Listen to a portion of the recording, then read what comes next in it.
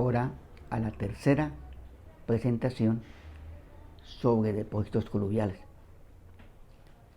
Un coluvión es una masa muy compleja, como lo vimos en las primeras presentaciones. Cada parte del coluvión se comporta de manera diferente. En esta presentación vamos a ver cómo es el fenómeno físico de cada una de las partes del depósito coluvial. Igualmente hablaremos de modelación de coluviones y al final de la presentación comentaremos unos minutos sobre métodos de estabilización de coluviones, partes de un coluvión. En un coluvión podemos observar 4 partes diferentes. Primero, la zona arriba del coluvión, la zona que no es coluvión, pero donde nace el coluvión, donde se forma el depósito coluvial. O sea, arriba del coluvión se generan deslizamientos. Y típicamente esos deslizamientos se acumulan como material de coluvión, como material coluvial, encima de la cabeza del coluvión.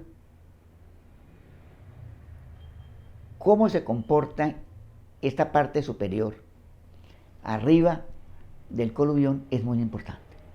Incluso cuando vamos a estabilizar coluviones, a veces la solución puede ser estabilizar la parte de arriba donde nace el coluvión, para evitar que haya nuevo material que ayude a acumular en la masa del depósito coluvial y aumente su volumen, su peso, los esfuerzos internos. Entonces, la zona donde el coluvión nace debe analizarse independientemente de lo que es el depósito, porque el comportamiento de la parte superior puede obedecer a elementos litológicos, a elementos tectónicos, a elementos hidrogeológicos, independientes de lo que es ya el comportamiento del coluvión propiamente dicho. O sea, debemos hacer análisis de la parte arriba del coluvión y análisis del coluvión también. Entonces, en las zonas de formación del coluvión ocurren fenómenos de inestabilidad que producen deslizamientos, los cuales ayudan a generar masa, a generar depósito en el coluvión. Y ahí vamos a analizar la hidrogeología, analizar la litología, analizar la estructura, analizar el tema de la vegetación y demás elementos ambientales, la concentración de aguas superficiales y subterráneas. Es el primer estudio que hay que hacer, el estudio de la parte alta arriba del coluvión, donde nacen los coluviones. Luego ya el coluvión propiamente dicho. En el coluvión propiamente dicho hay 3 áreas generalmente fáciles de identificar. Una zona activa, que llamamos zona de tracción. La zona activa del coluvión es una zona dinámica que es la que empuja, la que hace que el coluvión se desplace, la que maneja los movimientos del coluvión. Generalmente esta zona está en la parte alta, o sea, corresponde a la cabeza del depósito coluvial. Entonces tenemos primero el nacimiento del coluvión, arriba del coluvión, la zona activa, que es la zona que empuja, la zona pasiva, que típicamente se encuentra en la parte baja del depósito. Y la zona pasiva recibe esfuerzos y eventualmente falla, pero es la zona activa la que al desplazarse acumula los esfuerzos de la zona pasiva. Y entre la zona pasiva, en la parte inferior, y la zona activa, en la cabeza del depósito, hay una zona de corrimiento, una zona de traslación, la cual se mueve, se desplaza, se agrieta y actúa como elemento que conduce los esfuerzos de la parte activa a la parte pasiva del coluvión. Cuando en la zona activa los esfuerzos de cortante son superiores a la resistencia del suelo, se generan desplazamientos de la parte activa y se generan presiones, y esas presiones empujan la parte pasiva del depósito. En la zona activa se generan esfuerzos de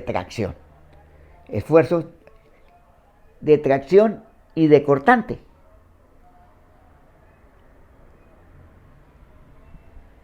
Son zonas que empujan, que se desplazan en forma significativa.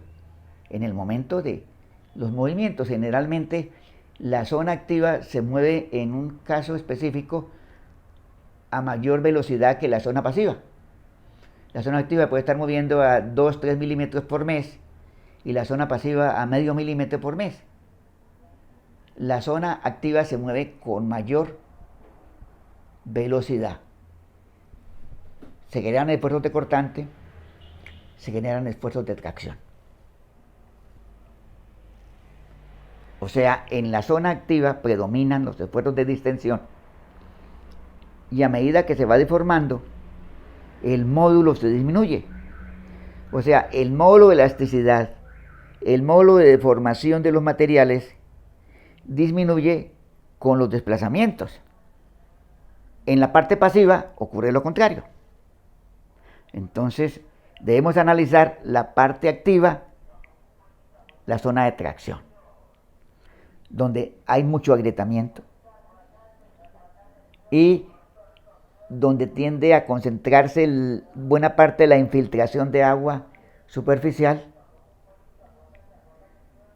y donde tiende a infiltrarse más el agua, o sea, a generar aumentos importantes de la presión de poros. Vemos varias fotografías.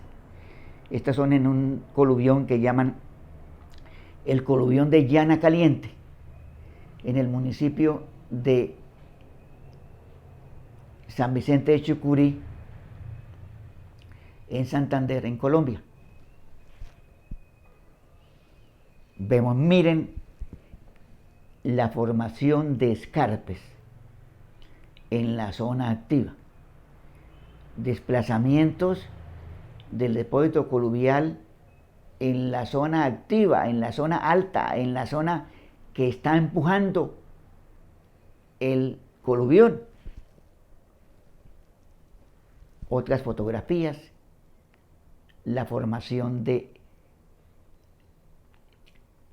superficies de falla, varias superficies de falla semiparalelas la una detrás de las otras, superficies donde se generó cortante, donde los esfuerzos de tracción, los esfuerzos de cortante superaron la resistencia del suelo, se generaron superficies de falla, se generaron escarpes en la parte alta del coluvión. Usted puede tener movimientos en la parte de arriba sin que haya todavía movimientos significativos en la parte de abajo. O sea, que la parte activa se mueva mucho más que la parte pasiva. Y esto se puede analizar, identificar y ver cómo se aceleran o no los desplazamientos en la parte activa, donde hay grietas de tracción, grietas de tensión, zonas de infiltración, formación de escarpes, grietas profundas. La grieta puede llegar incluso hasta el basamento del coluvión. la zona activa o zona de tracción. Los bloques tratan, como pueden se observa en la fotografía, los bloques de roca tratan de desplazarse y generan vacíos, generan grietas de tracción. Eventualmente se para el movimiento. O sea, en la zona activa, dentro del proceso de movimiento, el proceso de desplazamiento del colubión, se puede producir consolidación, o sea, que pare el movimiento, que se densifique el material, se recupere momentáneamente durante un tiempo la resistencia al cortante y se disminuyan las posibilidades de reactivación a corto plazo. Es un proceso, como dijimos nosotros en la anterior presentación, un proceso lento, un proceso en el cual el tiempo es un elemento importante que va a determinar cómo se comporta, cuándo se comporta y cuál es el proceso de reactivación o no del depósito. En la zona intermedia, la zona de corrimiento, no hay muchos esfuerzos de tensión ni de compresión. El módulo de formación se mantiene generalmente constante, aunque eventualmente puede haber algo de distensión o algo de compresión. La tendencia es a movimientos de traslación sin hundimientos ni desplazamientos importantes. Entonces tenemos la parte activa, la cabeza del colubión, la parte de traslación, la zona intermedia y finalmente en la parte baja, la zona pasiva. En la zona pasiva se generan esfuerzos de compresión, porque la zona trata de no moverse. Cuando la zona activa está empujando, la zona pasiva dice no me muevo. Entonces se generan esfuerzos, se genera consolidación, esfuerzos de compresión, y llega un momento en que los esfuerzos de compresión son de tal magnitud que superan la resistencia al cortante en la zona pasiva y se puede generar ya el inicio rápido de un gran desplazamiento. O sea, la zona pasiva se comprime y puede desplazarse pues lentamente en un principio, pero en el momento en que en la zona pasiva se estén acelerando los movimientos, ya es crítico. O sea, si en un colubión usted tiene unos inclinómetros y observa que en la zona pasiva está aumentando rápidamente la velocidad, ya no es 1 milímetro por mes, sino ya son 3 milímetros por mes, estamos ya a puertas de un desplazamiento catastrófico o de un desplazamiento de gran magnitud. En este proceso, en la parte pasiva, en la parte baja, en la parte que se comprime del colubión, el módulo de elasticidad aumenta con el tiempo. Y ocurre compresión, ocurre densificación del material, consolidación. Al aumentar los esfuerzos se puede generar corte plástico, aceleración de los movimientos y activación general del depósito. Entonces, en la zona pasiva se comprime. Se trata de levantar. Miren este puente en la zona pasiva del colubión. El puente se comprimió por acción de los esfuerzos que generó la parte activa del colubión sobre la parte pasiva. O en este caso, en el río Suárez, en Santander, en Colombia, aquí ya la parte pasiva junto al río se desplazó. fue tal el movimiento, suele tal los esfuerzos de la parte activa sobre la pasiva, que la parte pasiva del coludión se desplazó y se generó un desplazamiento de varios metros. Incluso afectó el otro lado del puente.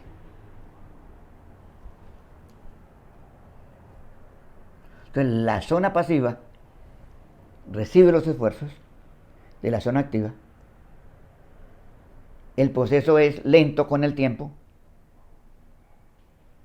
pero llega un momento en que se superan los esfuerzos de cortante y se genera el fallamiento. Generalmente la parte pasiva está en la parte baja del coludión, pero a veces la zona pasiva está en la parte intermedia o hacia la parte más arriba del coludión. Típicamente es la parte inferior, la parte de abajo. Pero es bueno analizar en un coludión cuál es la zona activa y cuál es la zona pasiva, para poder nosotros diseñar obras de estabilización. Porque el tratamiento que debemos hacer en la zona activa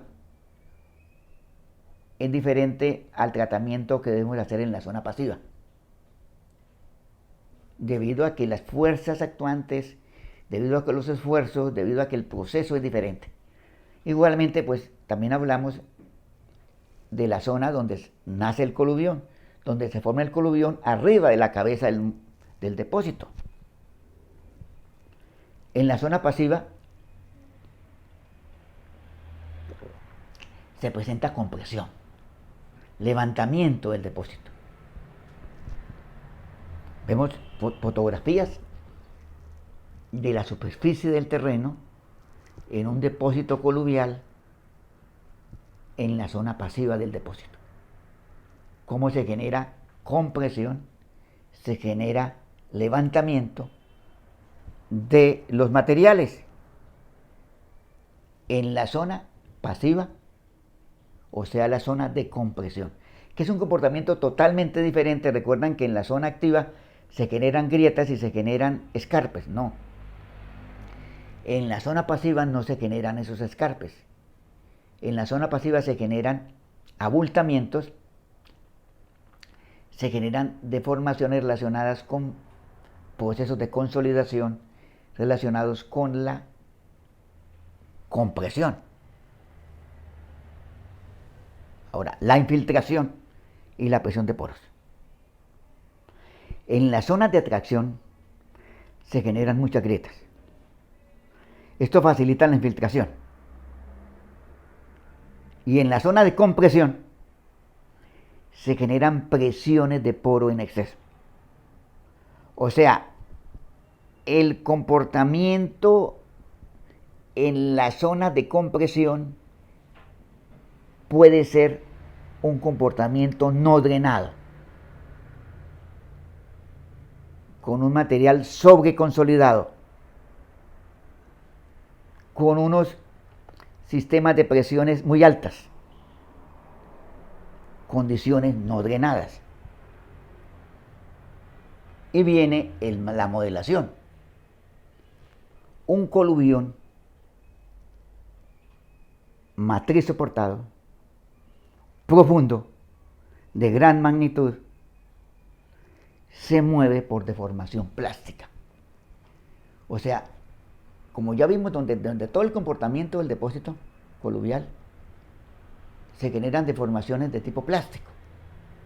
Entonces debemos modelar el coluvión como un depósito de comportamiento plástico,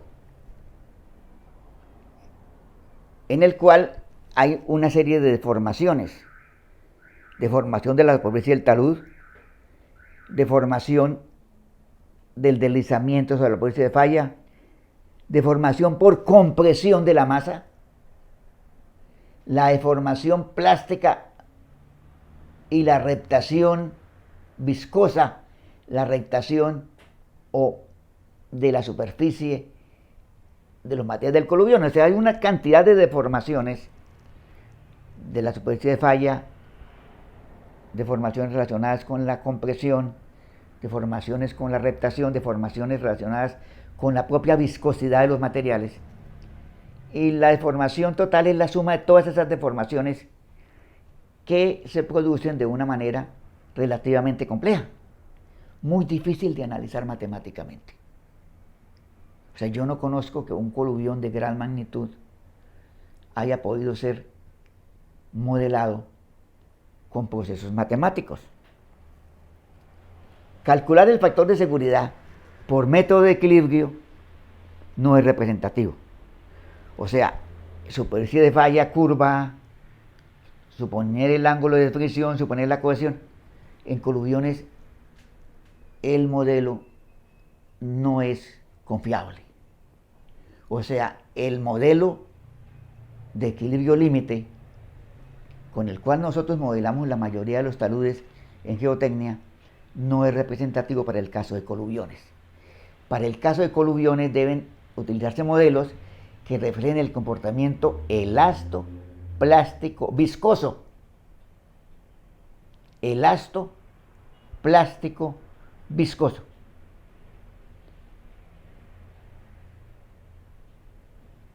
Porque el coluvión se desplaza no en forma total a lo largo de una superficie de falla. El coluvión tiene un comportamiento visco, elástico, plástico. Hay modelos matemáticos,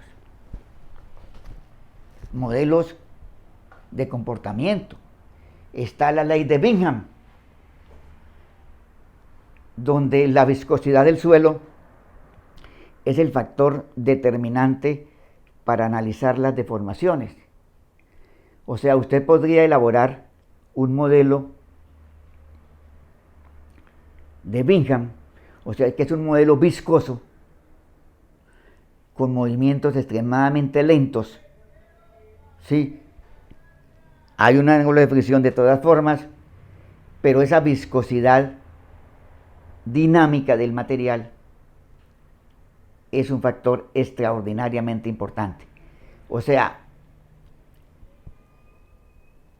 con los cambios de viscosidad del material, usted va a tener un comportamiento dinámico diferente. Movimientos relativos dentro de la masa. O sea, ya lo hablamos de que un sector, la parte activa se desplaza mucho más que la parte pasiva.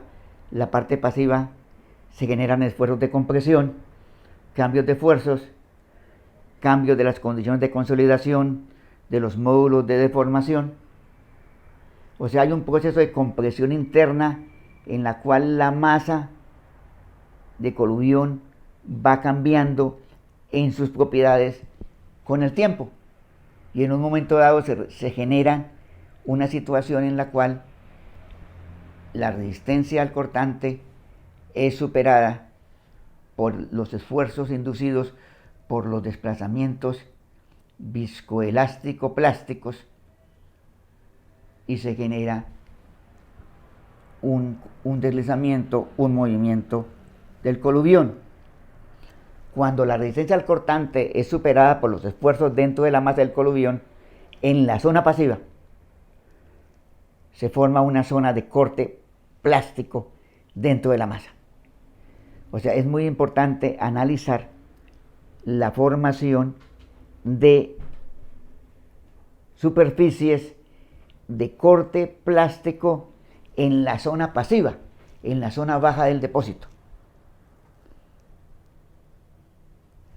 donde también en esa zona del depósito, en la parte baja, en la zona pasiva, la zona de compresión, se generan presiones de poro en exceso, debido al proceso de carga y descargue de las presiones de poro. El carga y descarga de presiones de poro va generando esfuerzos, va generando situaciones que en un momento hacen que el suelo se comporte como un material no drenado y se generen movimientos eventualmente rápidos.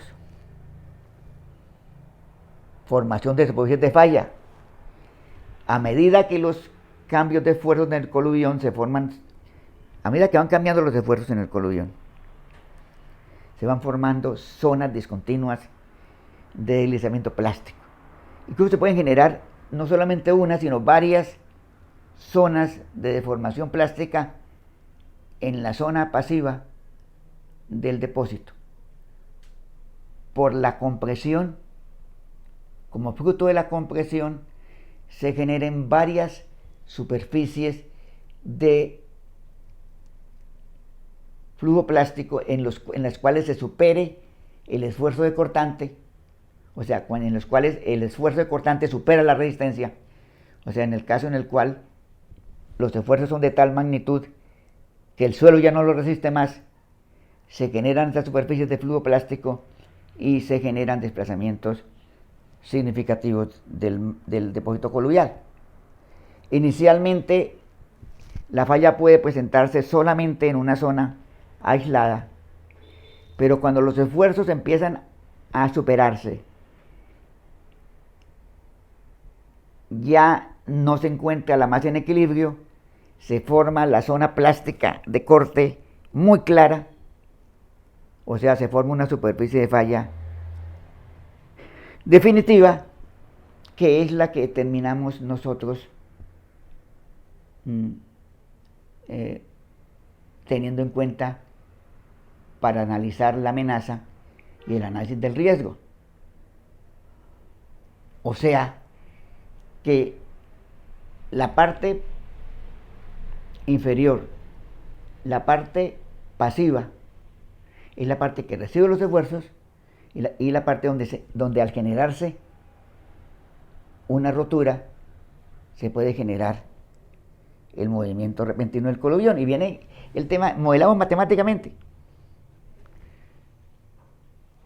Sí, se ha intentado analizar matemáticamente utilizando o la ley de Bingham o un modelo de movimiento plástico tipo Coulomb, sujeto a los esfuerzos de gravedad y a la presión de poros. En el sistema de flujo plástico de Coulomb ocurre extensión, compresión y flujo. Son modelos muy complejos de poder, son modelos más teóricos, más de tipo conceptual, que convertirlos en números en un depósito coluvial para poderlo analizar no es tan sencillo. O sea, los modelos de materiales plásticos tipo Coulomb comprenden ecuaciones que gobiernan los esfuerzos, las velocidades de las masas, la formación de superficies de falla. Teóricamente se puede conceptualizar el modelo, pero ya convertirlo en un modelo práctico para nosotros poder diseñar obras de estabilización es prácticamente imposible. Los esfuerzos normales y transversales de cortante aumentan linealmente con la profundidad, y los esfuerzos longitudinales y velocidades aumentan elípticamente. Entonces, los esfuerzos aumentan de una forma, los movimientos de otra forma, de acuerdo a la profundidad en la masa del coluvión. Es un fenómeno muy complejo de modelar. Como resultado de esos esfuerzos, se forman varias superficies de falla. Otro problema. Típicamente en la zona pasiva se pueden generar varias superficies de falla en el mismo momento, con configuración diferente. O sea, vamos a tener una serie de líneas de superficies de falla con diferentes esfuerzos de extensión y de compresión en cada una de esas líneas. O sea, líneas de esfuerzos, líneas de fallas, líneas de desplazamiento.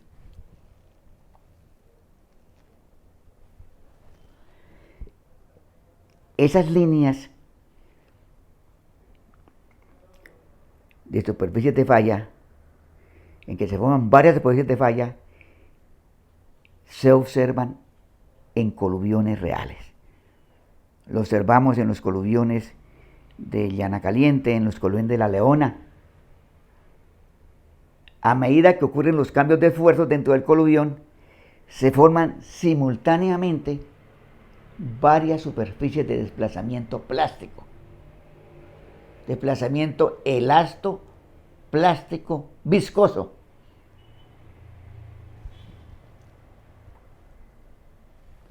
Y eso en la zona pasiva. En la zona activa, como ya lo dijimos, predominan los esfuerzos de tracción. Teóricamente podría ser más fácil de analizar, pero también se forman varias especies de falla, porque el comportamiento también es elastoplástico viscoso. A pesar de que acá no predominan los esfuerzos de compresión, sino que predominan los esfuerzos de tracción en la parte alta, o sea, en la parte activa del depósito coluvial. Se generan agrietamientos, se generan roturas, varios escarpes, a veces se generan 3, 4, 5 o más escarpes consecutivos de acuerdo al comportamiento elastoplástico viscoso de los materiales. En la zona de corrimiento, la zona intermedia, también se generan algunos esfuerzos, porque hay transmisión de esfuerzos de la parte activa a la parte pasiva, y no es que sea una zona neutra. En esta zona también se generan agrietamientos, a veces se generan levantamientos, a veces el comportamiento es de tracción, a veces el comportamiento es más de compresión. En la zona de corrimiento, o sea, la zona intermedia del depósito de coluvión.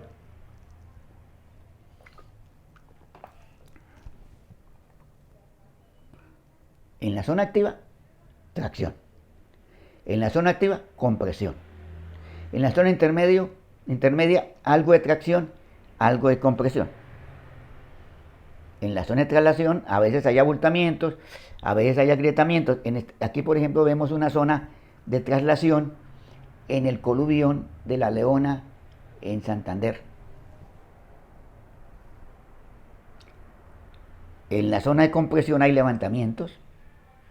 En la zona activa, en la zona de tracción hay hundimientos, hay fallamientos al cortante.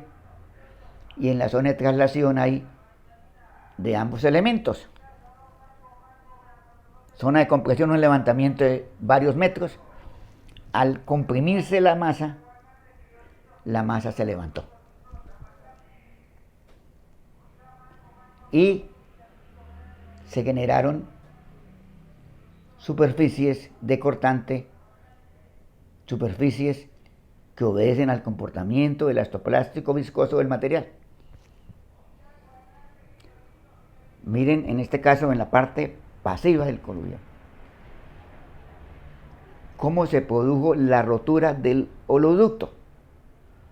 El holoducto se rompió a lo largo de una superficie de falla del suelo, donde se fueron generando esfuerzos de compresión con el tiempo. Los esfuerzos de compresión generaron un comportamiento, un desplazamiento, que en un momento dado se produjo un movimiento rápido que trajo la amenaza, trajo la falla de la obra de infraestructura que hemos construido sobre este depósito. En los deslizamientos reales el modelo es muy complicado.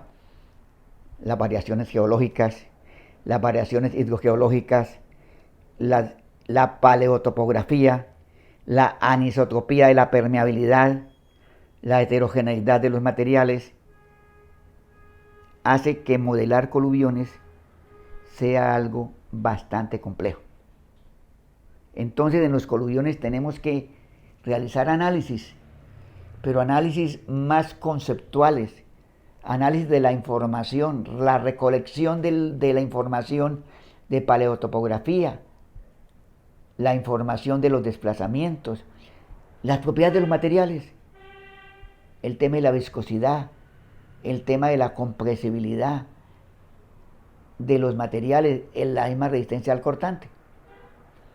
Tener toda la información y con toda la información generar un análisis conceptual, que eventualmente podemos hacer algunos modelamientos matemáticos.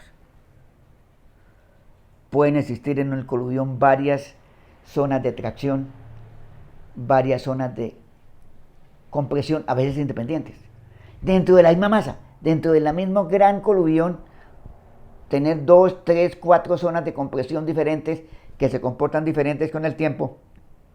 Igualmente, zonas de tracción.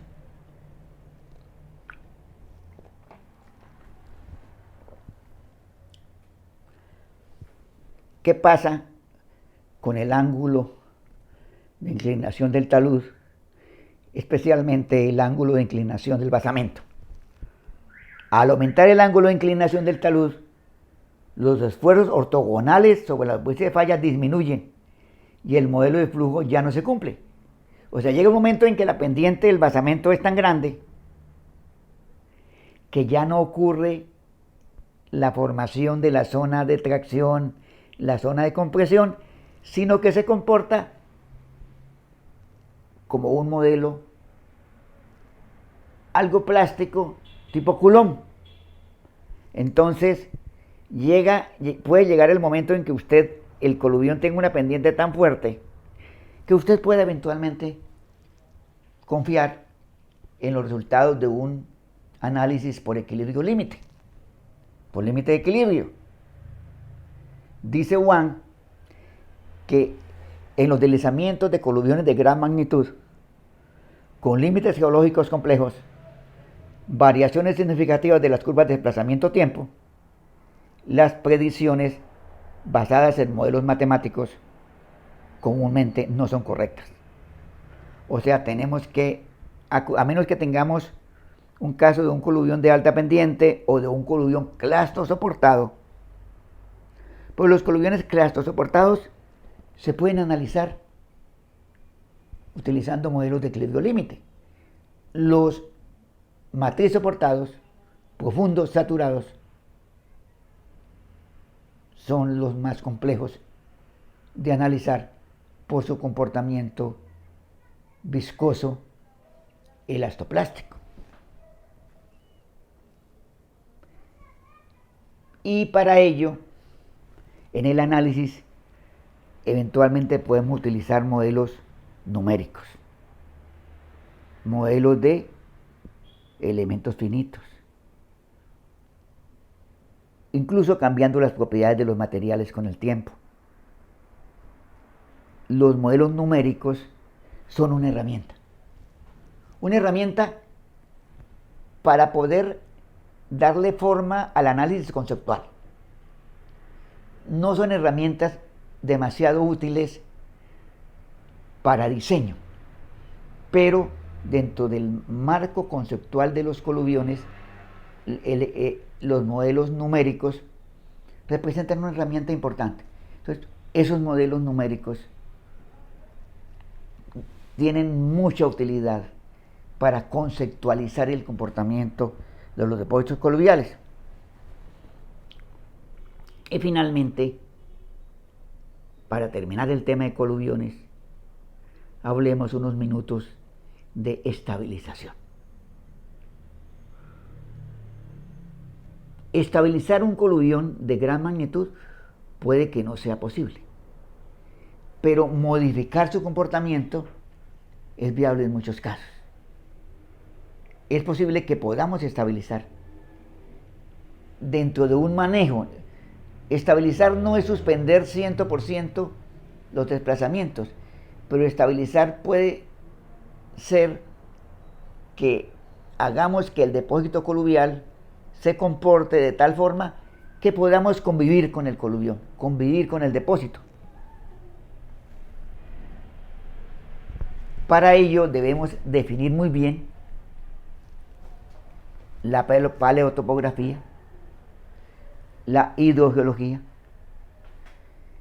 identificar las zonas de tracción, las zonas de formación del coluvión, las zonas de corrimiento y las zonas de compresión. Las obras que usted haga en las zonas activas, en las zonas de tracción, son de diferente concepto, diferente conceptualización que las obras que usted vaya a plantear en la zona de compresión.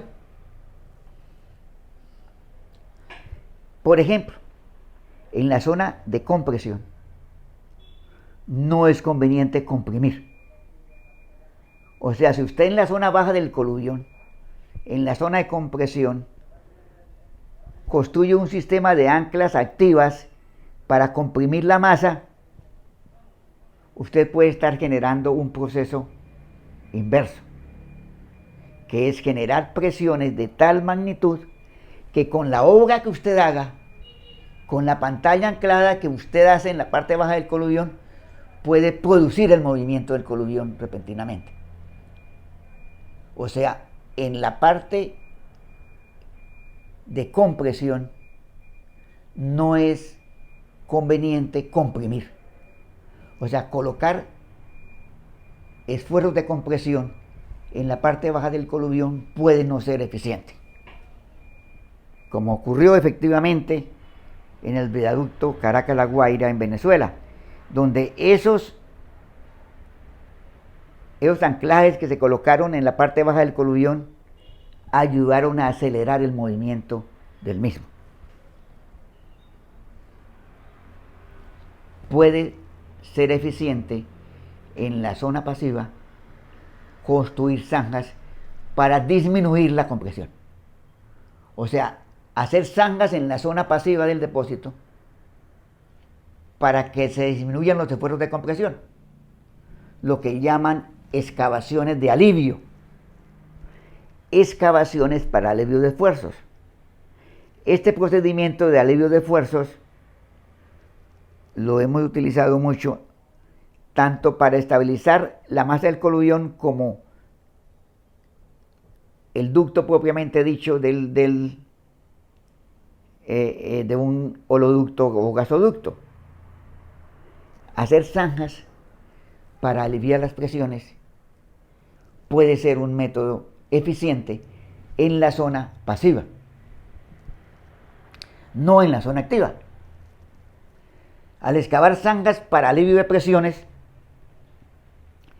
disminuimos la rata de desplazamiento del coluvión, disminuimos los esfuerzos y por tanto generamos condiciones de menor inestabilidad o de estabilidad teórica mejor. Otro elemento importante es el drenaje y el subdrenaje. Los subdrenes de penetración, los pozos de alivio de presiones, los drenajes superficiales, las zanjas de drenaje se han utilizado con bastante éxito para disminuir el movimiento de los coluviones. No vamos a estabilizarlo 100%, una masa de 50 millones de metros cúbicos de material que se está desplazando, no la vamos a estabilizar para que el movimiento sea cero, pero podemos disminuir la rata de movimiento, hacer que los procesos sean más largos, los procesos de reactivación del coluvión, y que podamos nosotros convivir con ese depósito. Los pozos de subdrenaje, que son pozos de extracción de agua, pozos de alivio de presiones, pueden ser eficientes en depósitos coluviales. Y la cobertura vegetal. Las raíces ayudan a aumentar la resistencia al cortante de los materiales. O sea, las raíces refuerzan el suelo, le dan rigidez al coluvión y ayudan a controlar los movimientos relativos. Y al controlarse los movimientos relativos, mejoramos el comportamiento del coluvión a largo plazo, demoramos el sistema de esfuerzos, el sistema de aumento de esfuerzos, y la vegetación termina siendo, por las raíces especialmente, también por el elemento hidrogeológico en muchos casos, una herramienta de estabilización importante. Las raíces ayudan a controlar los depósitos de tracción en la parte activa, especialmente. O sea, los árboles son muy importantes en la parte activa más que en la parte pasiva. Porque en la parte activa del colubión esas raíces aumentan la resistencia de los materiales y ayudan a que la resistencia a la tracción sea mayor en la zona de tracción. O sea, al aumentar la resistencia de tracción en la zona activa, podemos intentar mejorar las condiciones de estabilidad de los deslizamientos. O sea, la vegetación es muy importante. Concluyendo, los coluviones requieren de un análisis conceptual de los patrones de movimiento, identificar zonas de tracción, zonas de corrimiento, zonas de compresión, analizar tanto la zona activa como la zona pasiva, la zona de formación de los depósitos. Modelar matemáticamente puede que no sea viable, puede que no sea confiable, aunque podemos conceptualmente utilizar modelos de elementos finitos para tener información sobre cómo se está comportando el material. Tenemos entonces los coluviones. Los coluviones son elementos geotécnicos vivos, elementos que se desplazan, elementos que tienen su comportamiento, y nosotros como profesionales de la ingeniería, como profesionales de la geología, debemos entender cómo se comporta el depósito coluvial para poderlo manejar adecuadamente. Muchas gracias.